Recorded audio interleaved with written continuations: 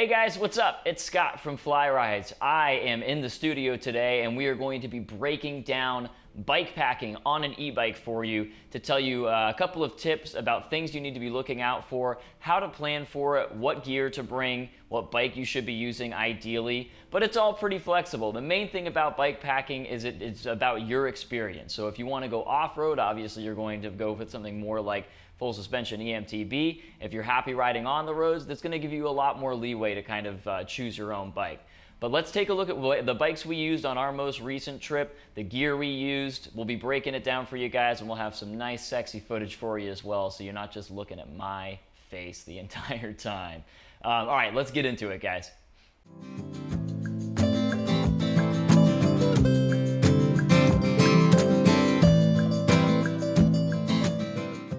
So most of us at Fly Rides have done bike packing in one way or another, whether it was on an e-bike or a regular bike, at some point in our cycling careers. So we're really passionate about it. We think it's one of the best ways you can really see the world, and it just opens up, new parts of the world to you as well. With the e-bikes, I think it's gonna start to be a bigger and bigger part of the market, kind of this bike adventuring, because it's a little bit more accessible than the downhill riding and stuff like that. But there is a lot involved with it. I mean, you have to train up. You got to make sure you know your tech stuff. There's a ton of stuff to look at. So that's what we're going to break down a little bit in this video. So obviously the type of gear you're going to bring is going to vary based on whether or not you're planning on camping, staying in hotels, or you can use a website like Warm Showers to kind of crash at other cyclists' houses. But there are certain things that are non-negotiable. One thing, of course, is going to be panniers. So panniers, for those of you who don't know, are basically bags that go on the back of your bike. In my opinion, I would say the only way to go with panniers is Ortlieb. So Ortlieb makes incredible panniers. These are the back roller city panniers. Completely waterproof. You want something that's completely waterproof, even if you're going through Southern California like we were trudging through water and stuff like that, so you don't want your gear getting wet. So let's maybe say you're on a full suspension mountain bike or something like that. You're not necessarily gonna have room or capability to put on a rack. So you want to take something like a handlebar bag, essentially. So this is, it might be a little difficult to see, but I'll show you on my bike. This is an Ortlieb handlebar bag. Again, completely waterproof. It's waterproof the same way as the panniers. It's just a nice way. It's an alternative to having basically old-fashioned panniers. Panniers are a little bit like old school at this point, and with the capabilities of all these, most of these bikes, they're more versatile than they used to be. So you don't need a touring specific bike necessarily anymore. It's nice because it's already set up for it, but if you want to just take your current full suspension mountain bike and do an off-road tour or try to do an off-road tour, then you're going to get something like this. So this is going to go on to handlebars. The other thing that you can get are these guys. So this is going to be a saddle bag. Basically, it attaches to the saddle right here and in a couple other places. This is another thing made by Ortlieb.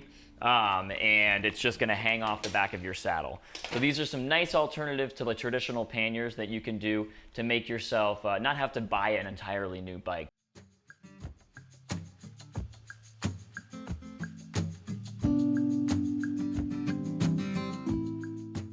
Another non-negotiable for me is hydration packs. Most e-bikes, as you guys know, it's kind of a common frustration, don't necessarily have the best water storage solutions, and you are going to need a ton of water on this tour. So you need to get a hydration pack. I carry the Osprey. This is the Raptor 14. I really dig this. It's got loads of space for storing. You can bring your multi-tool, tubes, and stuff like that, so not everything is going in your bags. Basically, I keep everything that I need on hand, basically in this bag right here. So for me, that was like camera gear and stuff like that, because we were bringing that out a ton. If you guys don't have anything like that, you're probably having your snacks, because you do need to bring a lot of food, which we'll get into a little bit later. Basically, anything that you want to have on hand, ready to go.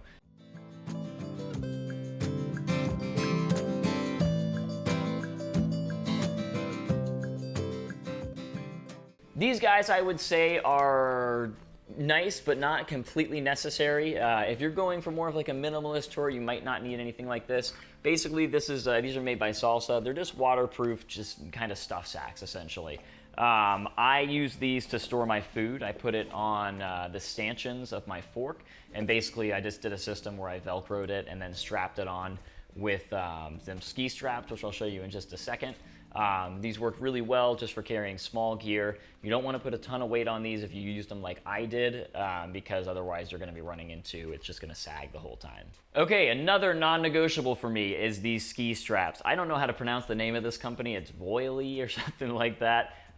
These are lifesavers. So basically they act as kind of bungees, but they're more versatile than a bungee and they're designed for sport usage. What I ended up using these for is, like I showed you those stuff sacks before, I put those onto my stanchions. We used them in kind of an emergency situation. Let's say something breaks, you can strap stuff down with these. These are just good to have just in case, or you might find like, a more specific use for them. But I would definitely grab some of these. Get the ones that are longer than you think you need. I'll write down below what size we had, because I did have a couple that were too short for anything really significant. But yeah, those are non-negotiable as well. So there's also a ton of stuff that it's going to vary based on where you are. So I'm not going to get into like the heavy details of everything you might possibly need on a bike tour, because we would be here for hours. But don't forget that you need to take into account the environment you're going to be in, the time of year you're going to be going. I had a down jacket, a Helly Hansen down jacket, because it was cold up where we were at. I had a Gore-Tex jacket just in case. So you're probably going to need some rain gear if you're going through, let's say a place like Scotland. That was where my first bike tour was through. I had a ton of rain gear. So think of the situations you're going to be in. If you're camping, obviously you're going to need camping gear. I'm not going to get into all that now because there's a wide variety of camping gear. We might do more of a breakdown on that later. If you're staying in a hotel, you don't need to bring along as much because you're going to have places to stop. So yeah, just be aware of your surroundings and think about what you would need. The last thing I would say that for sure you're going to need is anything you would bring on just a typical mountain biking day. That means you're bringing a multi-tool, you're bringing extra tools, you're bringing extra tubes, chain breaker, yeah, anything you're gonna bring along on an actual just mountain biking day, that has to come along as well. And probably you need a couple of those things just in case anything breaks.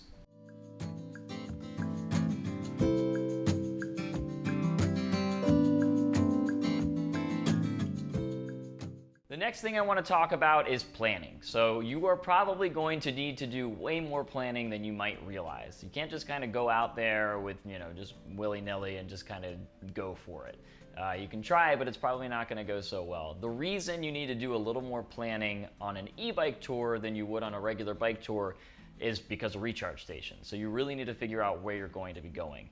For us, it was a little bit tougher because we were out in the wilderness, but luckily we found a couple campsites that had RV hookups.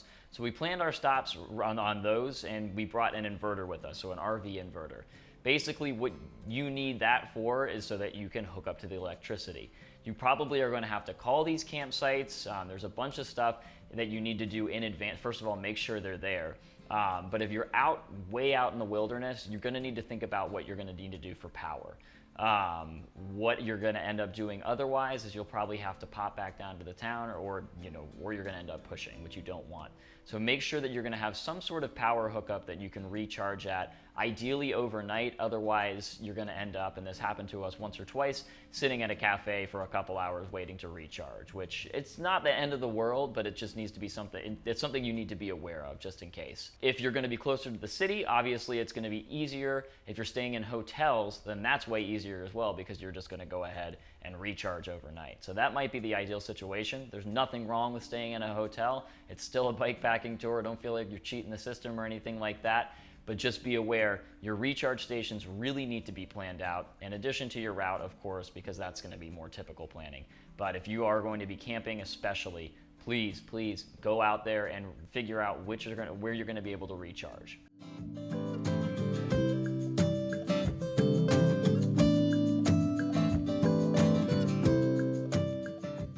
Training is incredibly important for these tours.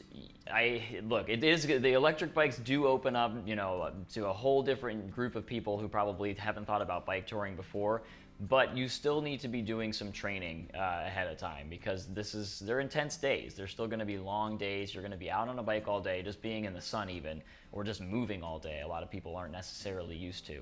So you want to put a fair amount of training beforehand, because once you get there, it's obviously you're there.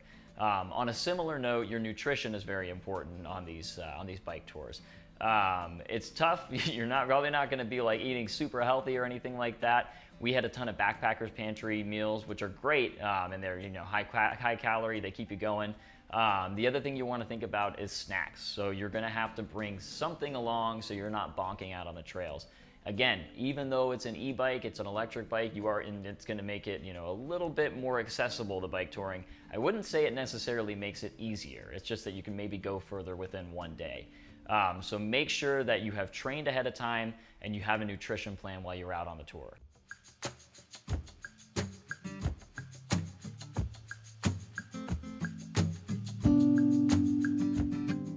So the other thing you really want to think about in terms of your planning is the limitations and the good qualities of your bike. So if you are going to be buying a bike specifically for bike touring, that's one thing. But if you're trying to use your current electric bike or electric mountain bike to tour, then you need to think about the limitations of it. So ideally, we had bikes that had up to 1,000 watt hours of battery capacity with the Reese & Mueller Delights. I was on a Focus Jam Squared, which basically, with the tech pack, I had about 750 watt hours. I was also a little bit lighter weight than the other riders, so we generally were getting about the same range, even though they had about 250 watt hours more. So think about how far your battery is going to be able to take you and plan your days around that. You also want to think about terrain. So if it's not a full suspension EMTB, you want to be a little bit more hesitant to go on some serious, like fire roads and back trails and stuff like that, because you're going to end up running into stuff that you probably can't go over.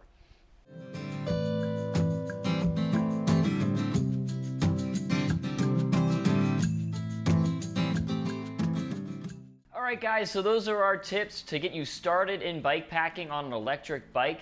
Let us know what you thought. Like and subscribe to this channel. There's going to be plenty more of information like this. We love bike packing, so we're going to probably do some more in-depth videos on specific situations that you might get yourself in out there. So yeah, follow our channel so that you can see what you can do with an e-bike. We're basically all about just exploring the world on your e-bike. All right, we'll see you guys around. Thanks for tuning in.